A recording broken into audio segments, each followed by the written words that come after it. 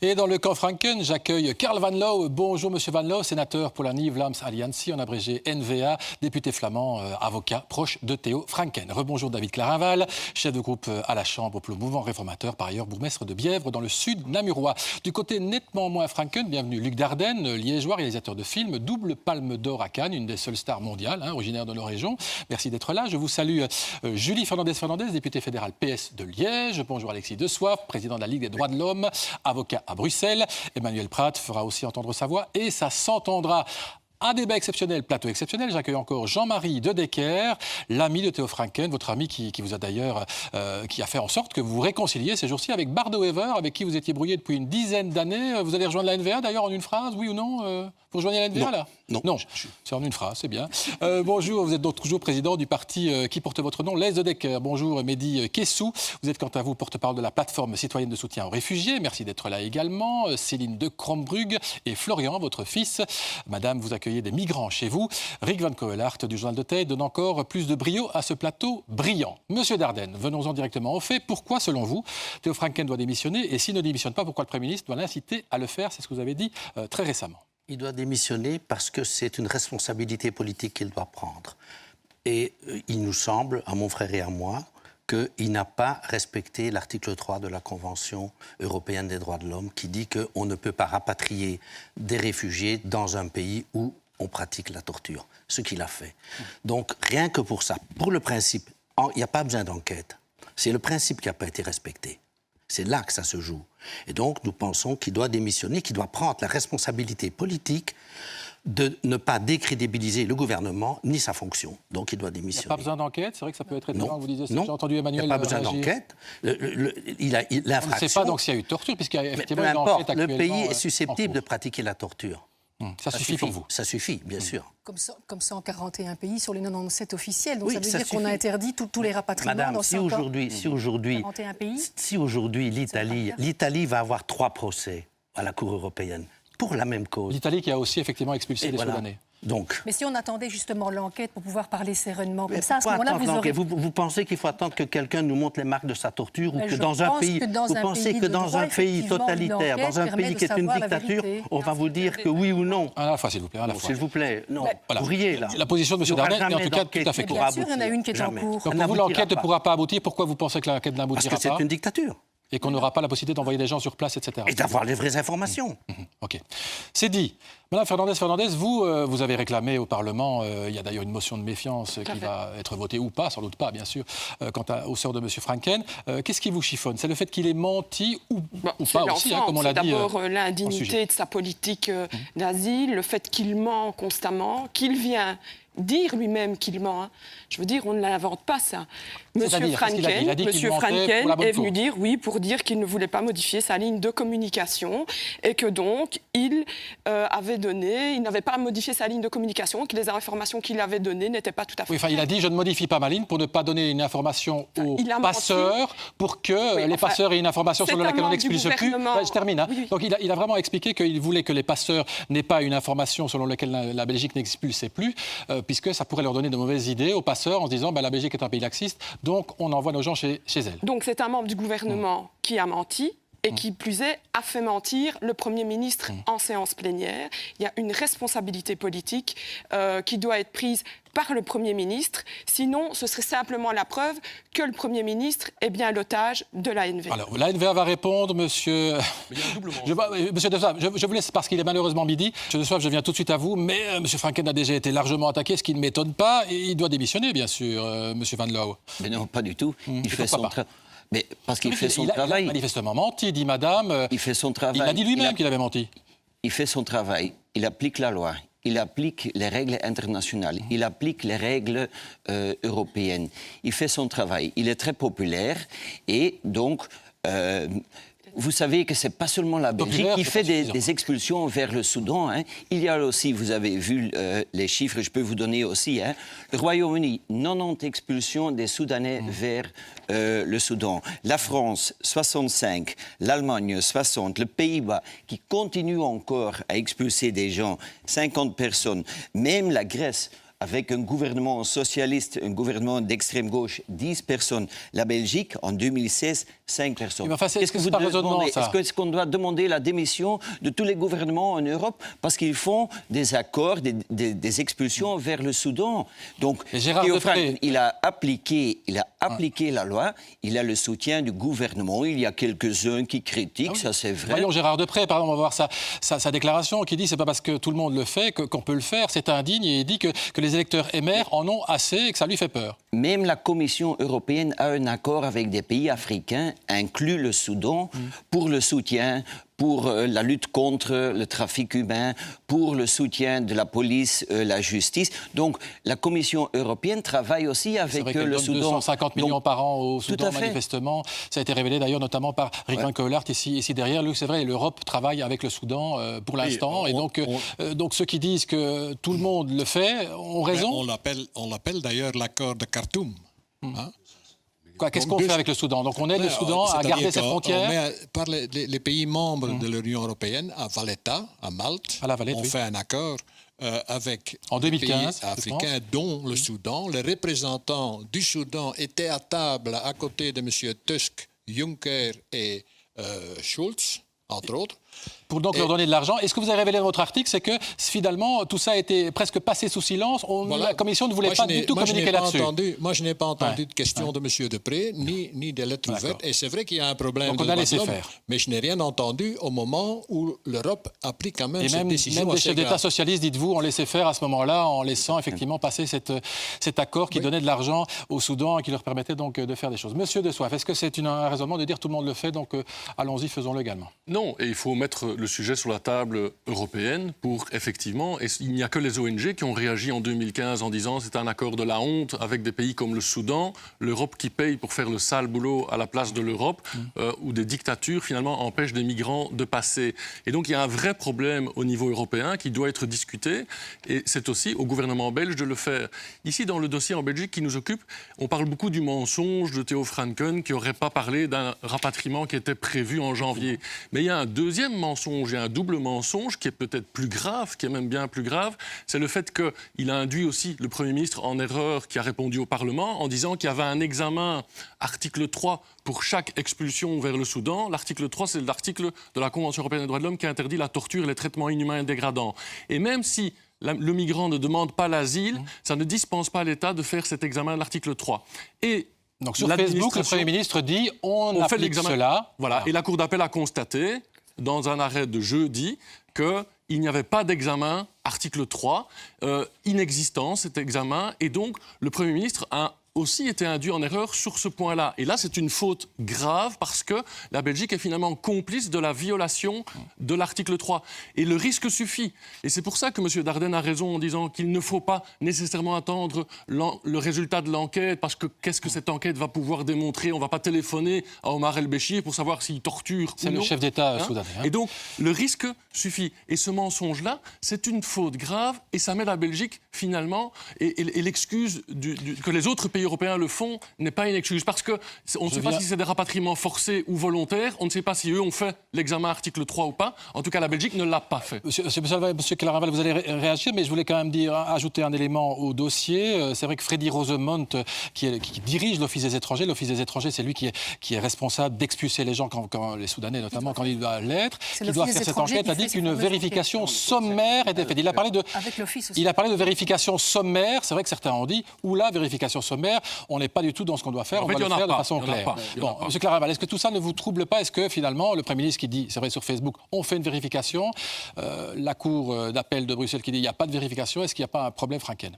Non, on mélange un peu tout ici. Ah non. Si. Premièrement, l'article 3. L'article 3, il y a une enquête qui va être faite de manière indépendante et internationale, qui va démontrer s'il y a eu ou non la bonne vérification que ces personnes n'étaient pas en danger selon l'article 3. Attendons d'avoir cette enquête. Elle sera menée notamment avec les ambassades, par le CGRA, l'Office des étrangers. Le CGRA, donc c'est le commissariat général aux réfugiés et apatrides, qui a déjà dit on n'ira pas sur place. Oui, c'est non, quand même mais un problème. Ils ont des contacts avec leurs homologues internationaux. Il y a également les ambassades sur place. Bon, il y aura une enquête sérieuse qui va être menée. Et le commissaire général avait averti du danger d'envoyer le 26 octobre, avait envoyé une note au secrétaire d'État en disant... On en reviendra après. Vous continuez. Donc, première chose, attendons d'avoir cette enquête. Moi, j'entends M. Dardel qui dit on ne veut pas savoir ce qu'il y aura dans cette enquête. Il faut le condamner d'office. Moi, je trouve ça un peu raide.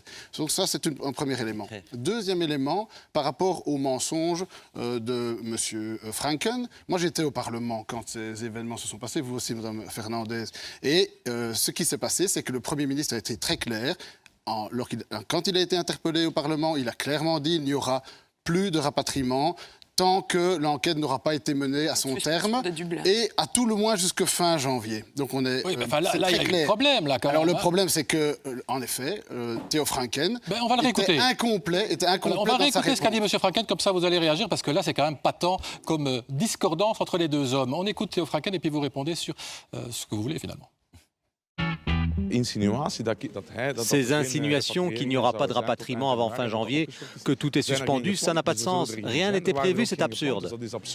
Et donc on sait maintenant qu'il y avait des rapatriements prévus. Donc là, il dit que ce qu'a dit le Premier ministre, qui dit qu'il n'y a pas de rapatriement, il n'y en aura pas, il dit que c'est absurde. C'est quand même extraordinaire que finalement tout ça passe. Ça se passe le jeudi. Oui, mais non, attendez, ça se passe le jeudi après-midi. Ensuite, il a été convoqué en commission le vendredi et il s'est exprimé. Il a notamment dit qu'il n'avait pas toutes les informations, que son cabinet ne lui avait pas donné toutes les informations. De ne pas avoir les informations. L'information était, excusez-moi, l'information était, il les avait et il a son cabinet. Il a voulu garder sa ligne de communication. Là, il a fait que la Belgique ne devienne pas une terre. Quelqu'un qui ment peut rester en... Madame Galland aurait pu rester en place. Madame nous écoute. Ce sont deux choses différentes. On ne va pas revenir sur l'affaire Galland. Madame Galland, ça, c'est les infos au sein de son cabinet. Et elle, ici aussi. Ici, c'était son cabinet aussi, ici. Ne jouez pas sur le Allez-y. C'était donc incomplet quand il s'est exprimé ici. Il s'est ensuite excusé pour les propos qu'il a tenus à l'égard du Premier ministre. On a pris acte de cette excuse. Mais sur le fond, il n'y a eu aucune expulsion de programmée à partir de là. Et il n'y en aura pas tant que cette enquête n'aura pas eu lieu. Donc, ne mélangeons pas les choses. Sur le fond, le Premier ministre a imposé la ligne, le gouvernement a suivi, le Parlement a voté une motion le vendredi et tout le monde a marché comme un seul homme sur cette... Et sur le deuxième mensonge, article 3, vous dites alors, quoi, l'article 3, je vous ai répondu qu'on allait d'abord avoir l'enquête, c'est ce que j'ai dit tout à l'heure. On va d'abord laisser faire l'enquête et quand on aura cette enquête indépendante, on verra si, en effet... si la Cour d'appel dit qu'il n'y a pas eu examen pour un Soudanais qui est toujours en Belgique, il n'y a pas eu d'examen. Il y a eu des décisions de la Cour d'appel qui allaient dans...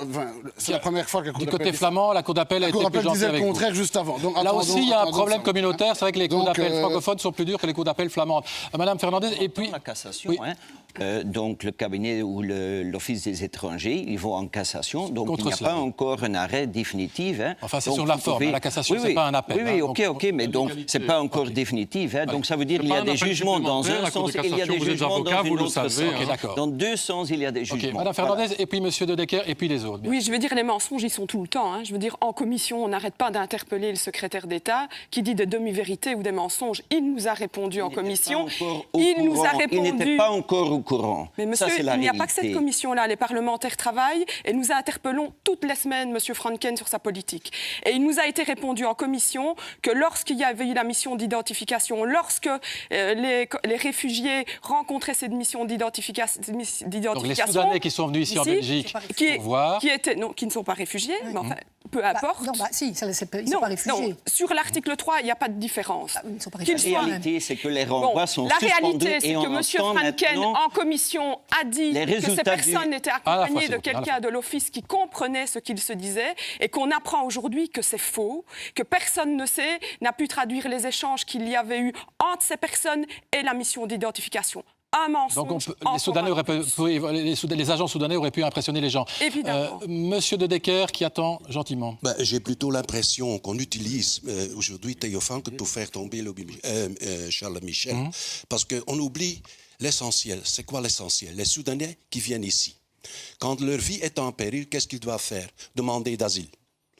Donc, quand ils ne demandent pas d'asile, leur vie n'est pas en péril. C'est pour ça que la Convention de Genève existe. Oui, d'accord, mais quand on les renvoie, on doit vérifier qu'ils ne sont pas torturés. Ils refusent la protection de la Convention de Genève. C'est ce qu'ils veulent, c'est passer par ici pour entrer en Angleterre. Ça, c'est la première chose que je veux dire. Oui. La deuxième chose, et c'est à M. Dardenne que je veux dire ça, ceux qui sont renvoyés, M. Dardenne, ils ont une brochure avec.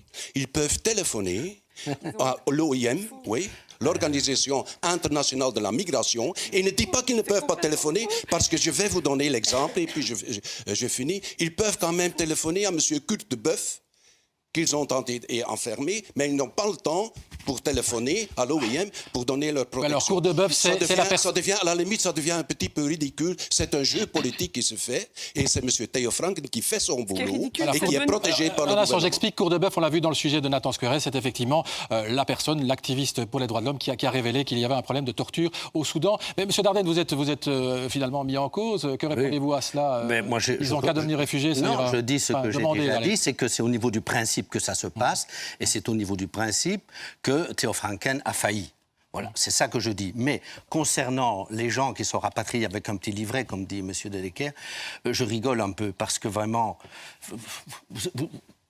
Comment imaginer que dans un pays qui est une dictature, parce que vous avez votre petit livret pour téléphoner, vous n'êtes pas torturé, on ne vous tabasse pas dans les bureaux? Il y a 140 pays dictatures dans le monde. On ne peut plus l'envoyer à Moscou, on ne peut plus l'envoyer à Kinshasa. Attendez. On a compris. C'est quand même le rédacteur en chef du journal Al-Tayar au Soudan. Il a été tabassé dans son propre bureau. On ne va pas nécessairement torturer dans les prisons, hein. C'est dans les bureaux. Ça, c'est autre chose. C'est la de Jean-Claude Juncker aussi, et de Donald Tusk aussi.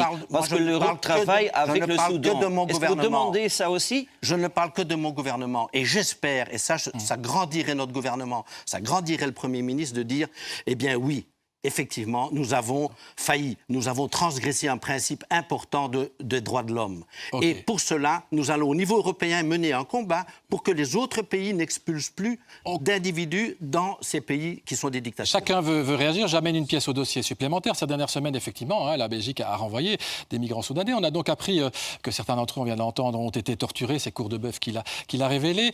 Il sera difficile de savoir. Je viens d'interroger un migrant soudanais à ce sujet. Il est depuis 4 mois à Bruxelles. Il a une vingtaine d'années. Il était auparavant photographe au Soudan. Voici un témoignage qui fait avancer le débat.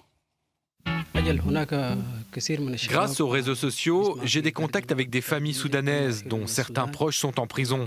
Il est impossible de prendre contact directement avec ces détenus, car ils sont torturés et maltraités par l'État soudanais.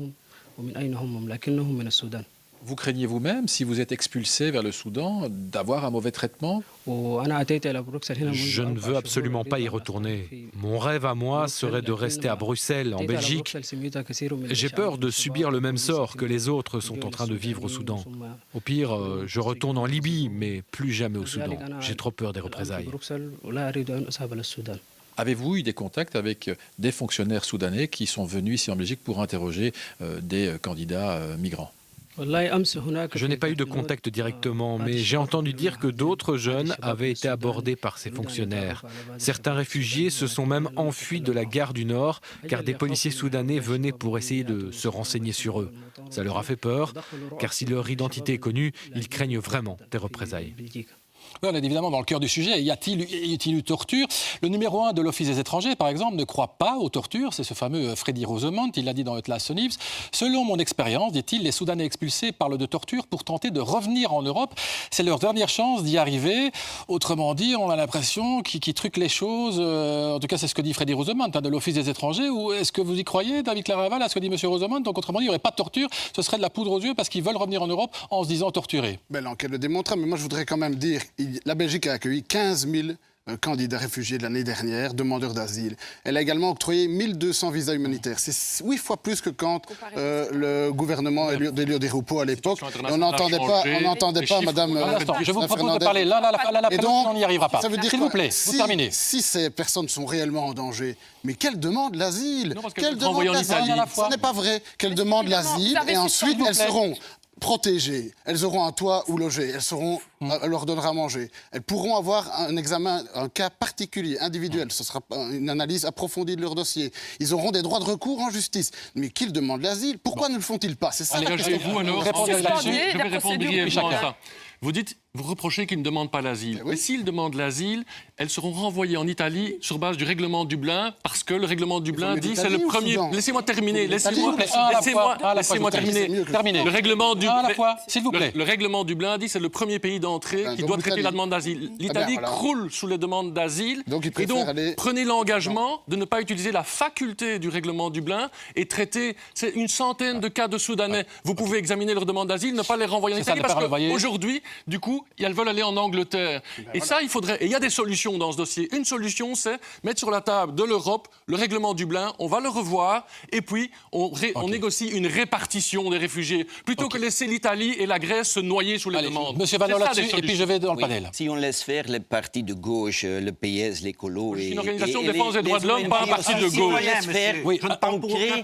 On va créer un Calais bis ici à Bruxelles. On a vu Calais, les situations inhumaine à Calais. S'il n'y a pas de Calais bis, c'est grâce à la plateforme citoyenne. À la fois, je vous le prie. Le président socialiste Hollande, on a vu ça. J'étais à Calais aussi, et ça, je ne veux pas à Bruxelles. Pas de jungle à Bruxelles, pas un Calais bis à Bruxelles. S'il n'y a pas de Calais, c'est grâce à la plateforme citoyenne. On va s'arrêter, et on va un à la fois, et je vais arriver chez madame, je vous assure. Donc, un tout petit peu de patience. Vous terminez, monsieur Van Loo, sinon, vraiment, les téléspectateurs, et c'est le but qu'on soit compréhensible, ne pourront plus suivre. Vous terminez, s'il vous plaît.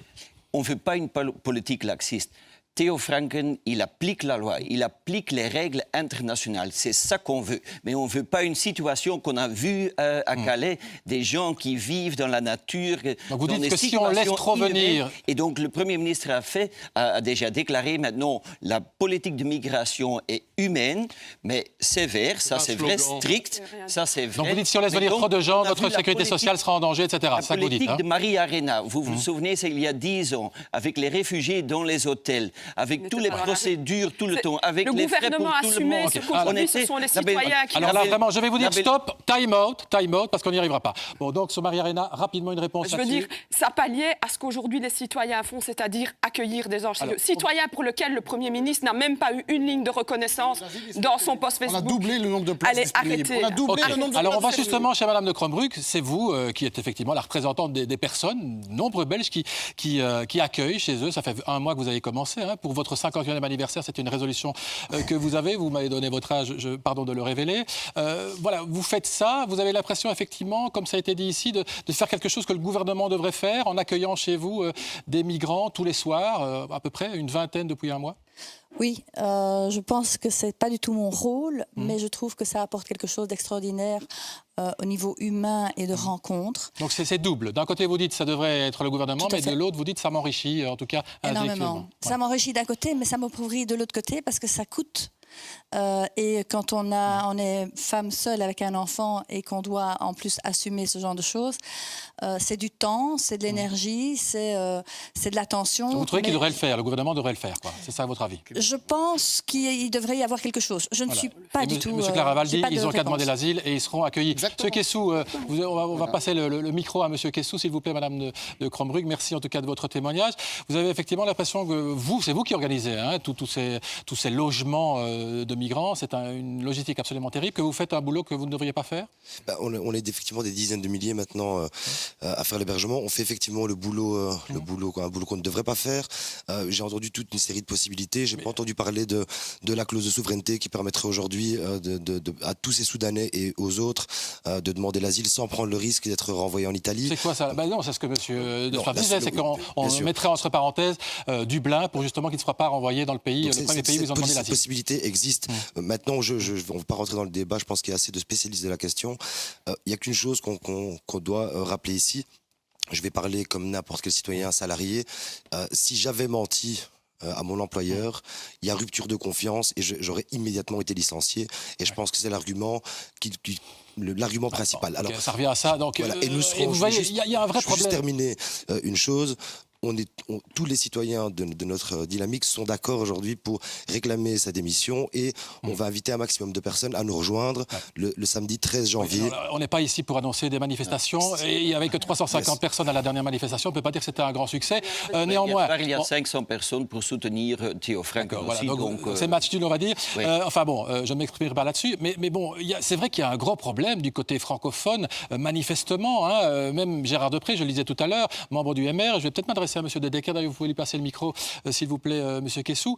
Est-ce que finalement, ce n'est pas un avantage quelque part pour M. Franken, le fait que les protestations sont surtout du côté francophone, puisque du côté flamand, même le SPA, le Parti socialiste flamand, par la voix de Louis Tobach, un ancien président, dit finalement Franken, c'est pas si mal ce qu'il fait. Donc est-ce que c'est pas finalement tout profit pour lui? C'est un cadeau.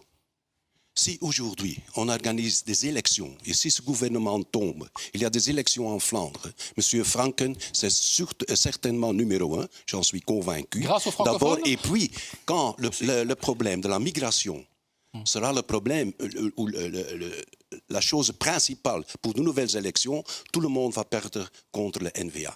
Et j'en suis sûr, je suis convaincu de cela. Il est trop populaire. C'est ça son problème pour le moment. Parce que je veux ajouter une chose, revenir. Être renvoyé en Italie, ce sont les accords de Dublin. On ne sera pas torturé en Italie. Non, ce sont les lois qui le font. Okay. C'est si grave que ça d'être, puisque vous l'avez dit, c'est si grave que ça. L'Italie croule sous les demandes d'asile, les camps, les réfugiés sont entassés dans des camps et les procédures ne présentent plus les garanties justement d'un examen approfondi de l'article 3. Et l'Italie a conclu un pacte avec la Libye pour renvoyer un maximum de migrants de l'autre côté de la Méditerranée. Et donc, parce qu'on a laissé l'Italie, on a abandonné l'Italie à son sort. Et c'est pour ça qu'il y a des solutions au niveau européen où il faut renégocier certaines choses. Et je trouve qu'on ne le dit pas assez dans ce débat. S'il n'y a pas de deuxième jungle à Bruxelles, qui a un deuxième Calais à Bruxelles, c'est grâce à ces citoyens. C'est pas grâce au gouvernement. Mais vous communiquez avec des caricatures et des slogans et vous faites peur aux citoyens. Vous agitez une peur. Et c'est ça, du populisme. C'est ça, le populisme. Vous allez répondre dans une seconde, mais pour un peu calmer les choses, je fais appel. Je suis pas sûre. À Emmanuel Pratt. C'est vrai que vous n'avez pas toujours calmé les choses dans votre carrière, mais allez-y. J'ai l'impression que la peur, elle est agitée dans les deux sens. Et moi, j'adore la Belgique. Pourquoi? Parce qu'on est un État de droit, contrairement à ces 141 pays sur les 197 où il y a de la torture. Et donc, si on n'attend pas une enquête, si on met déjà en doute cette propre enquête, alors ça ne sert à rien de dire qu'on est dans un État de droit. Alors, disons aussi qu'on est le 142e pays où c'est de la dictature. Concernant l'Italie, je vous rejoins à 100%. L'Italie est overbooké, je ne sais pas comment vous pouvez le dire. Mais est-ce que pour autant, on doit tolérer un passage vers l'Angleterre? Parce que l'Angleterre aussi est totalement submergée. Donc on a un problème avec les îles. Je suis d'accord avec vous et ça serait d'une logique. Mais c'est quelque chose qui doit se faire d'une façon internationale. Ici, la chance, c'est qu'on a ces lois qui sont là, avec l'accord Dublin, avec ces représentants des particuliers qui font un travail formidable. Et franchement, il n'y a personne qui va dire honte à vous d'accueillir des réfugiés, enfin des illégaux. Il y a cette procédure légales qu'ils ne le font pas parce qu'ils ne veulent pas rester en Belgique mais partir vers l'Angleterre. Est-ce que pour longtemps on doit asphyxier l'Angleterre? J'ai envie de dire autre chose. Tous ces débats sont passionnés parce qu'on parle avec le cœur. Il y a la loi qui est malheureusement là et la loi, vous vous souvenez, en 2016 on avait fait des débats tout aussi passionnés sur cette famille syrienne qui avait été renvoyée. La Belgique avait été condamnée. Il y a eu des appels et finalement la justice a tranché quoi? Au niveau international, le gouvernement belge avait raison. Donc laissons faire simplement notre État de droit qui est jusqu'à preuve du contraire. Pour une fois, vous avez calmé les choses, Emmanuel. C'est extraordinaire. Parce que j'ai envie de dire que on va relancer le débat quand même. On parle avec le cœur de votre côté. Elle vous a pas calmé, Monsieur Dardenne. Parce que si on est un État de droit, on respecte le droit. Et on n'a pas respecté le droit. Les enquêtes. Non, l'enquête, c'est autre chose. Le droit, c'est l'article 3 de la Convention il y a une enquête. Donc pour vous, il y avait un risque, simple risque, qu'au Soudan il soit torturé, donc il n'était pas question de renvoyer. Est-ce que tout le Soudan est concerné, monsieur? C'est un des Non, il y a dans les gens qui ont été rapatriés, il y en a 2 du Darfour et un autre du Kordofan. Vous ne savez pas. Laissons faire cette enquête et je vous assure que si il n'y aura pas d'enquête, il n'y aura pas de résultats fiables, madame. C'est dommage que avec une dictature, vous devrez savoir quand même, vous qui aimez l'État de droit. Mais nous ne sommes pas en dictature. Mais non, vous qui appartenez à un État de droit, vous devrez savoir qu'on ne peut pas avoir d'informations fiables dans une dictature. Beaucoup d'observateurs neutres disent, comme monsieur, ici je me fais le neutre de service, disent qu'il n'y aura pas d'enquête fiable effectivement possible. En l'occurrence, c'est exact. Je peux ajouter une chose, c'est peut-être quelque chose de différent. Mais quand on voit ceux qui défendent maintenant les Soudanais, je suis tout à fait d'accord. Mais il faut aussi être moins hypocrite.